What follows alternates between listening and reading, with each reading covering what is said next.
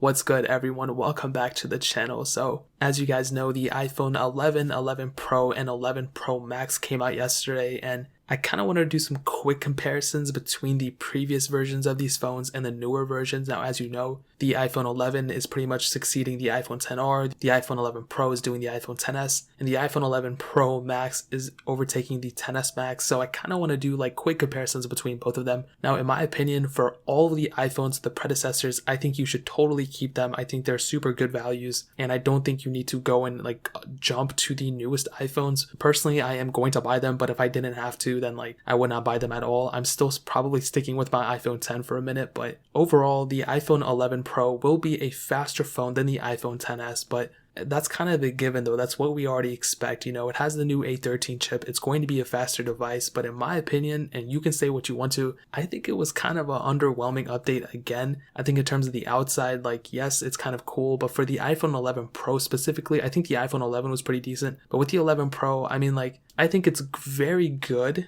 but at the same time, I feel like they could have done more, and I'll get into that in a second. Now, the main difference that's at least observant is probably the extra camera on the back. So now we have three 12 megapixel sensors, we have an extra wide and an ultra wide sensor, and I personally think it is a super cool addition. I think it's super necessary, especially in this day and age. Like, we just came off the Note 10 train with the Note 10 and Note 10 Plus, and I was looking at how crazy cool those cameras are, and I cannot wait to get the 11 Pro in my hands to actually test and everything and do camera comparisons with. But another super cool thing is with that front camera, you can actually do 4K at up to 60 frames per second, which is so dope, and I cannot wait to test that too. So I think it's kind of corny, some names they came up with, like Slow-Fee or whatever. I mean, like, who are these marketers? Like, who are these people like marketing to?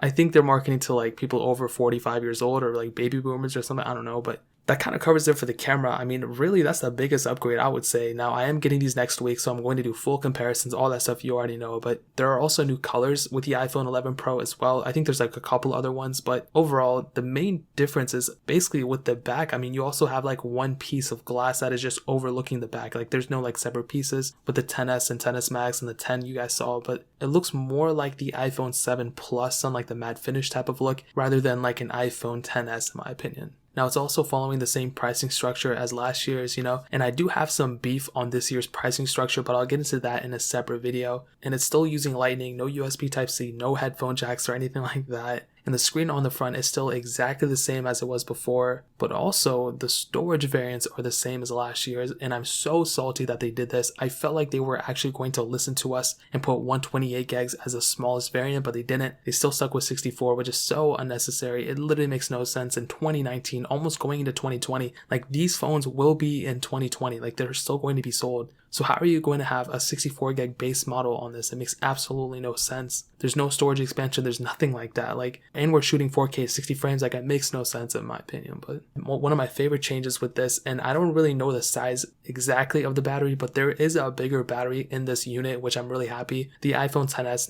didn't really have the best battery life, but the 11 Pro, it should be expanding that. They're saying like an additional like 4 to 5 hours, which is awesome. If I had to guess, I would say there's probably like a 3000 to 3100 milliamp hour battery in it. The previous one had 2600 or something like that. It's a super small number compared to what it could have been. So ultimately, like I said before, like, it's an upgrade for sure, but from this quick comparison, I think sticking with an iPhone XS is not a bad option. I mean, at least for like another couple months, I would probably, if I were you, get like an iPhone 11 Pro in the used market, because I feel like with the trade-in values and with everything said and done, I think these are going to depreciate a lot. Like, I think the iPhone XRs are going to hit a depreciation point like crazy, but I'll talk about that in a separate video. But like I said, next week, I'm going to be getting these in-house. I'm going to be doing full comparisons between them. So it's not like I'm just going to do these quick comparisons and be done. This is just a bird's eye view, kind of getting some things in order, kind of talking about them a little bit. But like I said, tons of videos I'm going to be making on these things, and I have a lot to say about them. So keep a lock down on the channel so you guys don't miss those ones. But that's pretty much it. If you guys have any questions or anything, leave it down in the comment section as well. Hit that like button, that would mean so much, but definitely hit that subscribe button. Every single subscriber that we get really does count, so it'll mean so much if you guys could hit that.